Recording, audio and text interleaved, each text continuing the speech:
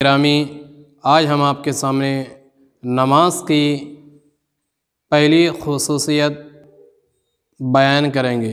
انشاءاللہ بے شمار باتیں آپ کو اس بیان میں معلوم ہوں گی۔ ضرورت اس بات کی ہے کہ آپ پورے توجہ کے ساتھ سماعت کیجیے گا اور اس کو دوسروں تک بھی پہنچائیے گا تاکہ دین متین کی باتیں دوسروں تک پہنچیں اور دین متین کا کام زیادہ سے زیادہ ہو۔ دیکھیے قرآن مقدس کے اندر آتا ہے ان الصلاۃ تنہی عن الفحشاء والمنکر، کہ بے شک نماز تمام برائیوں اور بے حیائیوں سے منع کرتی ہے، روکتی ہے۔ یعنی جب بندہ مومن اپنے رب اللہ کی عبادت کرے گا، اللہ کی ریاضت کرے گا، اپنے رب کی جب بندہ بندگی کرے گا تو یقین جانیے کہ وہ تمام برائیوں سے، بے حیائیوں سے، بری باتوں سے دور رہے گا۔ اللہ اکبر کبیرہ۔ عزیزان گرامی، جیسا کہ نماز افضل العبادات اور اہم الفرائض ہے، ہر عاقل و بالغ مسلمان مرد و عورت پر دن بھر میں 5 نمازیں فرض ہیں، جس کی بے شمار تاکید آئی ہے کتابوں میں۔ نماز پنجگانہ کی فرضیت کا منکر کافر خارج اسلام ہے اور فرضیت کا اعتقاد رکھتے ہوئے ایک وقت کی بھی نماز قضا کرنے والا فاسق ہے۔ اسی لیے قرآن و حدیث میں جا بجا نماز کی تاکید کی گئی ہے۔ نمازیوں کو جنت اور اجر عظیم کی بشارت سنائی گئی ہے، ساتھ ہی ترک نماز سے سختی سے روکا گیا ہے اور بے نمازیوں کو جہنم اور دردناک عذاب کی وعید سنائی گئی ہے۔ عزیزان گرامی، آقا کریم صلی اللہ علیہ وسلم فرماتے ہیں کہ الصلاۃ عماد الدین، من اقامها فقد اقام الدین ومن ترکها فقد ہدم الدین۔ یعنی جس نے نماز کو قائم رکھا اس نے دین کو قائم رکھا، اور جس نے نماز کو چھوڑ دیا اس نے دین کو برباد کر دیا۔ عزیزان گرامی، تو یہاں سے اس حدیث سے ہم نے کیا سمجھا؟ یعنی اگر تم نے اللہ رب العالمین کی صدق دل سے عبادت کی تو یہ یوں سمجھ لیجئے کہ مذہب اسلام کو آپ آباد رکھو گے۔ دوسرے لوگ بھی آپ کو دیکھ کر، آپ کی عبادت و ریاضت کو دیکھ کر دوسرے لوگ بھی اس طرح مائل ہوں گے۔ لیکن اگر آپ نے اپنے رب کی عبادت نہ کی تو طرح طرح کی برائیوں میں آپ ملوث ہو جاؤ گے، یہاں تک کہ دین کو آپ ہی بدنام کر دو گے۔ لیکن جب آپ اپنے رب کی سچے دل سے عبادت کرو گے تو یقین جانیے کہ دین کا بڑا کام ہوگا، اللہ تم سے خوش ہوگا، تمہارا رب تم سے خوش ہوگا۔ اللہ اکبر کبیرہ۔ اور اس نماز کی بہت زیادہ تاکید بیان کی گئی ہے۔ قرآن پاک میں نماز کا کثرت سے ذکر کیا گیا ہے۔ 30 سے زائد مقامات پر نماز اور روزے کا ایک ساتھ ذکر کیا گیا ہے۔ 65 سے زائد مقامات پر لفظ صلاۃ وارد ہوا ہے۔ 25 سے زائد مقامات پر صیغہ امر کے ساتھ نماز کا حکم دیا گیا ہے۔ اس کے علاوہ صراحتاً، اشارتاً، کنایتاً تقریباً 700 مقامات پر نماز، ترک نماز، متعلقات نماز کا ذکر کیا گیا ہے۔ اللہ اکبر۔ کبھی فعل ماضی سے ذکر کیا گیا، کبھی فعل مضارع سے نماز کا ذکر کیا گیا، تو کبھی مصدر سے ذکر کیا گیا تو کبھی اس میں فاعل کے ذریعے نماز کا ذکر کیا گیا۔ فعل ماضی سے نماز کا ذکر کرتے ہوئے سورہ فاطر کی آیت نمبر 29 کے اندر اللہ فرماتا ہے ان الذین یتلون کتاب اللہ واقاموا الصلاة وانفقوا مما رزقناہم سرا وعلانیۃ یرجون تجارۃ لن تبور۔ اللہ اکبر۔ یعنی قرآن پاک کی تلاوت کرنے والے، نماز قائم کرنے والے، پوشیدہ اور علانیہ صدقہ کرنے والے ایک ایسی کامیاب تجارت میں لگے ہوئے ہیں، ایک ایسی کامیاب تجارت میں لگے ہوئے ہیں جس میں خسارے کا نام و نشان تک نہیں ہے، جس میں نقصان کا نام و نشان تک نہیں ہے۔ اللہ کی عبادت، اللہ کی بندگی اور اللہ کی ریاست کرنے والے ایک ایسی کامیاب تجارت میں لگے ہوئے ہیں جس میں نقصان کا نام و نشان تک نہیں، بلکہ وہ قرآن پاک نماز پڑھنے والوں کے تعلق سے فرما رہا ہے وہ بہت اچھے کام میں لگے ہوئے ہیں۔ اس سے اندازہ کر لیجئے کہ اگر آپ اپنے رب کی عبادت کرو گے تو قرآن آپ کے تعلق سے کیا فرما رہا ہے کہ وہ بندہ مومن ایک اچھے کام میں لگا ہوا ہے۔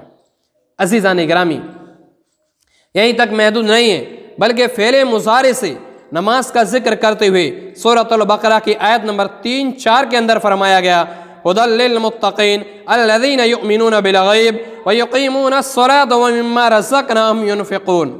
یعنی قرآن تقویٰ شعار بندوں کے لیے ہدایت ہے۔ تقویٰ شعار وہ ہیں جو غیب پر ایمان رکھتے ہیں، نماز قائم کرتے ہیں اور اللہ کی دی ہوئی روزی سے اللہ کی راہ میں خرچ کرتے ہیں۔ اللہ اکبر کبیرہ۔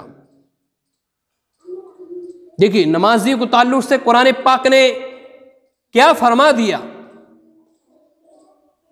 نمازیوں کو تو اپنی قسمت پہ ناز ہونا چاہیے کہ رب العالمین نے نمازیوں کا اتنا مقام، اتنا رتبہ بلند کیا ہے۔ یہیں تک محدود نہیں بلکہ اس میں فاعل کے ذریعے سے نماز کا ذکر کرتے ہوئے سورۃ الحج کی آیت نمبر 34-35 کے اندر اللہ فرماتا ہے وَبَشِّرِ الْمُخْبِتِينَ الَّذِينَ إِذَا ذُكِرَ اللَّهُ وَجِلَتْ قُلُوبُهُمْ وَالصَّابِرِينَ عَلَى مَا أَصَابَهُمْ وَالْمُقِيمِ الصَّلَاةِ وَمِمَّا رَزَقْنَاهُمْ يُنْفِقُونَ۔ یعنی تواضع کرنے والے ان بندوں کو خوشخبری سنا دو جن کے دل ذکر الہی کے وقت کانپنے لگتے ہیں، جو درپیش مصیبتوں پر صبر سے کام لیتے ہیں اور نماز قائم کرتے ہیں، اللہ کی دی ہوئی روزی سے اسی کی راہ میں خرچ کرتے ہیں۔ اللہ اکبر۔ دیکھیے قرآن پاک نے پھر نماز پڑھنے والوں کے تعلق سے کیا کہا ہے۔ پھر آگے چلتے ہیں، مصدر سے ذکر کرتے ہوئے سورۃ الانبیاء کی آیت نمبر 73 کے اندر اللہ رب العالمین فرماتا ہے وَأَوْحَيْنَا إِلَيْهِمْ فِعْلَ الْخَيْرَاتِ وَإِقَامَ الصَّلَاةِ وَإِيتَاءِ الزَّكَاةِ وَكَانُوا لَنَا عَابِدِينَ۔ یعنی ہم نے انبیاء کی جانب نماز ادا کرنے اور زکوٰۃ ادا کرنے کی وحی بھیجی۔ کیا مطلب؟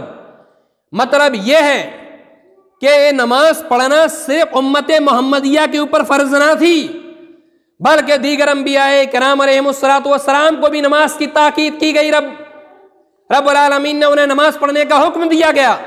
کہیں موسیٰ کلیم اللہ کو دیا جا رہا ہے، کہیں ابراہیم خلیل اللہ کو دیا جا رہا ہے، تو کہیں اسماعیل ذبیح اللہ کو نماز پڑھنے کی تاکید کی جا رہی ہے، کئی نبیوں کے گھر والوں کو حکم دیا جا رہا ہے۔ اس سے اندازہ لگائیں کہ نماز کی کتنی اہمیت ہوگی کہ انبیاء علیہم السلام کو بھی کہا جا رہا ہے کہ آپ اپنے رب کی عبادت کرو، آپ اپنے رب کی ریاست کیجئے۔ تو انبیاء کی ذات تو اعلیٰ ہے، انبیاء کے آگے ہم اور آپ کیا ہیں؟ تو جب ہمارے انبیاء کرام علیہم السلام کو نماز کی تاکید کی گئی اور انبیاء کرام علیہم السلام نے اپنی پوری زندگی، اپنی پوری حیات طیبہ اللہ کی راہ کے لیے، اللہ کے راستے کے لیے انہوں نے اپنی زندگی کو وقف کر دیا، اسی لیے اللہ رب العالمین نے انہیں یہ مقام، یہ رتبہ عطا فرمایا۔ صحابہ کرام رضوان اللہ تعالی علیہم اجمعین نے اپنی زندگی اللہ کے لیے وقف کر دی، تابعین نے اللہ کی راہ کے لیے اپنی زندگی کو وقف کر دیا، بزرگان دین نے اپنی زندگی کو اللہ کے لیے وقف کر دیا۔ کیوں؟ پورے دن پوری رات وہ اللہ کی عبادت، اللہ کی ریاضت صدق دل سے، سچے دل سے اللہ کی عبادت کرتے رہے، اللہ نے انہیں اجر عطا فرمایا، انہیں صلہ عطا فرمایا اور ان کا درجہ اعلیٰ کر دیا۔ ہمیں اور آپ کو بھی چاہیے کہ اپنے رب کی عبادت کریں اور سچے دل سے عبادت کریں۔ عزیزان کرام، یہیں تک محدود نہیں ہے، بلکہ حضرت موسیٰ علیہ السلام کو وادی طوبہ میں بلا کر اللہ فرماتا ہے اننی انا اللہ لا الہ الا انا فاعبدونی واقیم الصلاۃ لذکری۔ سورہ طہ آیت نمبر 14 کے اندر یہ ہے، یعنی میں ہی اللہ ہوں، میرے سوا کوئی معبود نہیں، لہٰذا میری بندگی کرو اور میری یاد میں نماز قائم کرو۔ اللہ اکبر کبیرہ۔ یہاں اللہ موسیٰ علیہ السلام سے فرماتا ہے کہ میں تمہارا رب ہوں، لہٰذا تم میری بندگی کرو، تم میری یاد میں نماز قائم کرو۔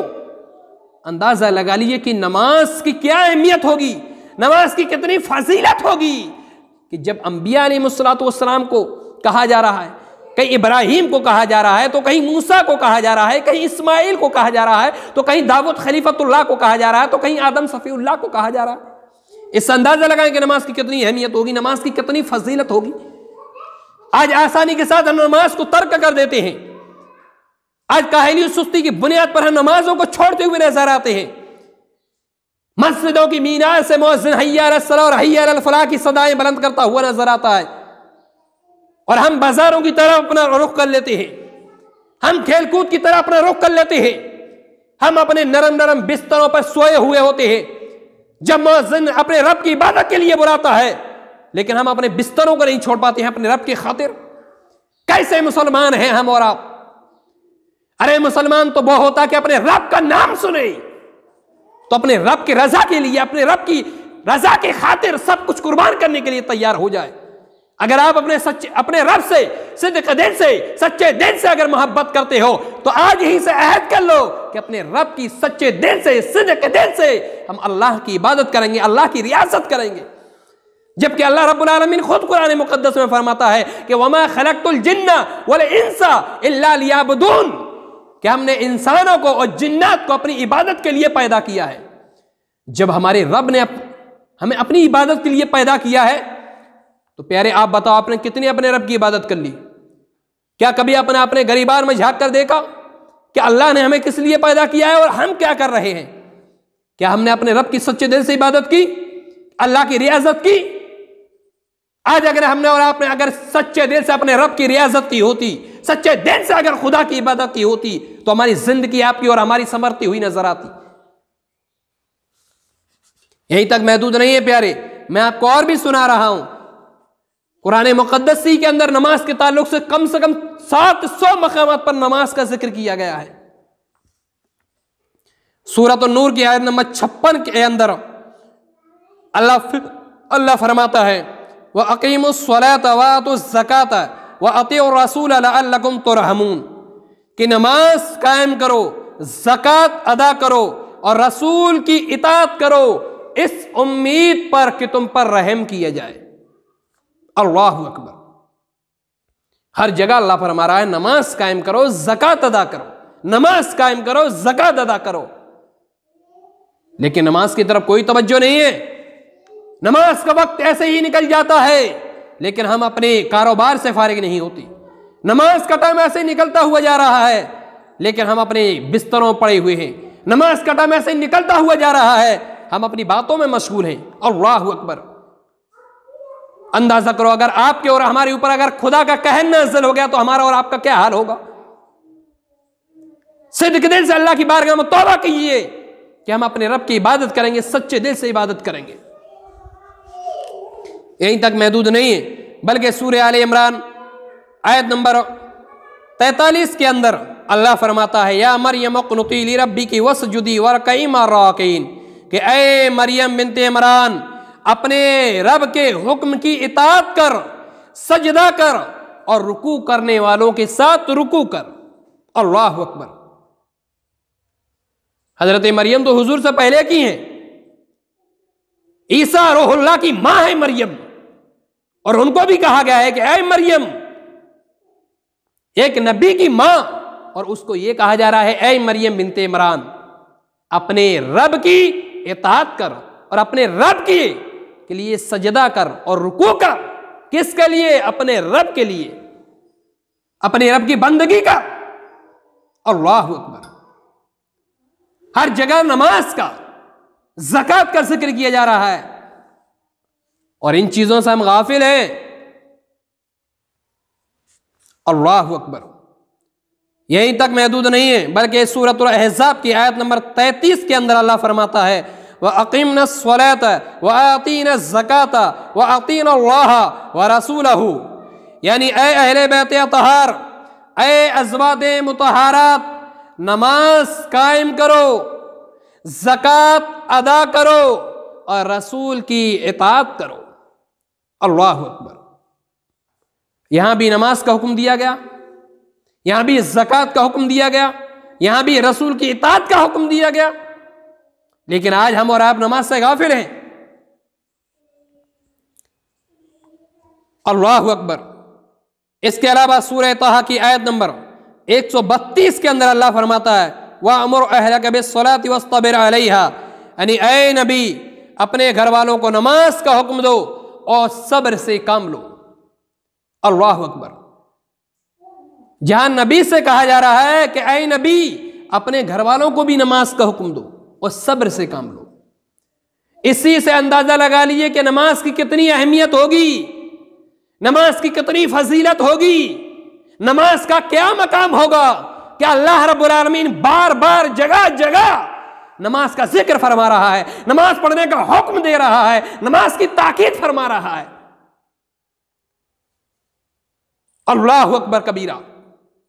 آقا کریم صلی اللہ علیہ وسلم حدیث پاک کے اندر ارشاد فرماتے ہیں کہ میدان محشر جب قائم ہوگا تو سب سے پہلے جو اللہ کی بارگاہ میں جس چیز کے بارے میں پوچھا جائے گا وہ نماز ہوگی۔ نماز کے بارے میں پوچھا جائے گا، سب سے پہلے پوچھ تاچھ جس چیز کے بارے میں ہوگی وہ ہوگی نماز۔ اللہ رب العالمین کی بارگاہ میں یہی دعا کرتا ہوں کہ مولا تبارک و تعالی ہم سب کو نماز پنجگانہ پڑھنے کی توفیق عطا فرمائے۔